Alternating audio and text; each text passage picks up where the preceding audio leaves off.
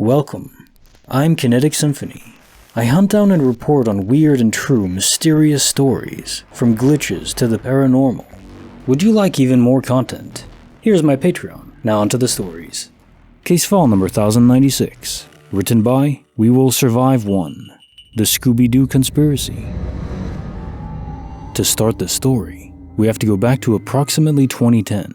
The exact year has been forgotten between my wife and I, so we're talking about random things as people do, and we get on the subject of Scooby-Doo. I'm an 80s baby, and decide to look up what the dog breed of Scooby-Doo is. So side note, I'm a dog person and so is my wife, but we honestly don't know that many outside of your typical dog breeds. When we look up this info on Google, not just one, but many sources say that Scooby-Doo is an Algerian Ridgeback. Huh, we looked at each other. Thought he was a Great Dane. So it goes on saying, paraphrased of course, when we made Scooby-Doo, we were going to make him a Great Dane, but decided to go with an oddball breed to make him a little more unique. We talk about it, look up the Algerian Ridgeback, and sure enough, they look like Scooby-Doo, and they're friggin' huge, like look down at you if they were to stand on their hind legs. Fast forward to about 2 years ago. Me and my wife have been broken up since 2013 or so we've stayed in contact but are living in separate states. A friend and I are talking about Scooby-Doo and I said, "You know, I thought he was a Great Dane, but came to find out he's an Algerian Ridgeback." My friend looks at me like I have two heads. "I'm pretty sure he's a Great Dane. Swear to God, me and my ex looked it up, ask Google." And Google says, Scooby-Doo is a Great Dane. I say, "What the actual fluck? I know it said it was an Algerian Ridgeback. I know this. Either that or I friggin' lost my damn mind. My ex-wife and I looked it up in 2010 or so. Dude, it said they wanted to make him a little more of an exotic breed, not such a common or generic one." I'm sure my friend thought I had lost my mind. So came last October. My wife and I work things out and get back together. We're getting a ride from the aforementioned friend, and my mind clicks. I can prove the whole Scooby-Doo thing to him. "Hey Jess," my wife. "Yeah babe, what dog breed is Scooby-Doo?" "Algerian Ridgeback, why?" "See dude, I'm not losing my freaking mind. She saw it too." My friend is just a blank stare, stuck. I know his brain is trying to process it all. My friend says, I don't know what to say. "Jess, what the hell are you talking about?" And I say, "He's not an Algerian Ridgeback no more. He's a Great Dane now." "What do you mean?" "Ask Google. He's a Great Dane." I asked if he had ever been anything other than a Great Dane. Google doesn't say anything in any article or website about him ever being an Algerian Ridgeback. I swear to God, Jess. She proceeds to look it up. Blank stares soon ensue on her face. "What the fluck, Jason? He was an Algerian Ridgeback when we looked it up." "I know, right?" Now, side note to this. My wife and I believe in quantum immortality. We both believe we've died and jumped parallels at least once each. Other stories for other times. So between the three of us, we talk about all the possibilities of what happened here, but come to the conclusion that either it's a Mandela and someone changed something during their time travel, or we both died, landed in some parallel quantum immortality universe, or we both lost our minds and were having a shared delusion from 12 years back. I think my buddy was thinking the latter. I looked on the way back to the machine, everything, and Google never, nor any website, said that Scooby-Doo was anything other than a Great Dane, ever. I swear this is the weirdest of all things in a string of weird incidents lately, last few years. I've had a few instances where I know I died. Dude, I know I died. I was sitting on the edge of my bed, folded all the way over, head between my knees, and it was like the breath of God got put into me.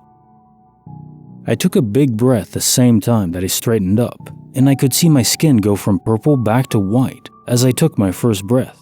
I sat there for an hour just thinking to myself, damn, I died. How did I start breathing again? Case notes are file 1096. The Scooby-Doo conspiracy. I was gonna say that I'm really sorry for the divorce, and I guess I still am, but that you made it up with Jess and got back together, that helps a lot. And even this psychological instability from a duo Mandela effect? Mandela maybe? Personally, I think the Mandela effect is more likely not a glitch in of itself, but a simple consequence of quantum immortality. It's a symptom of the disease. Well, the effect. Moving universes, there'll be subtle changes, of course. Usually not many of them.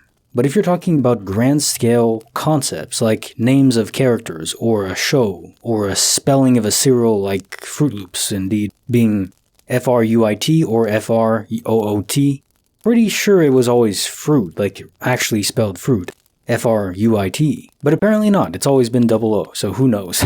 Or in this case, the breed of Scooby-Doo. Those definitely changing between worlds wouldn't be too surprising. The only thing that makes me scratch my head is when two people experience the same Mandela effect.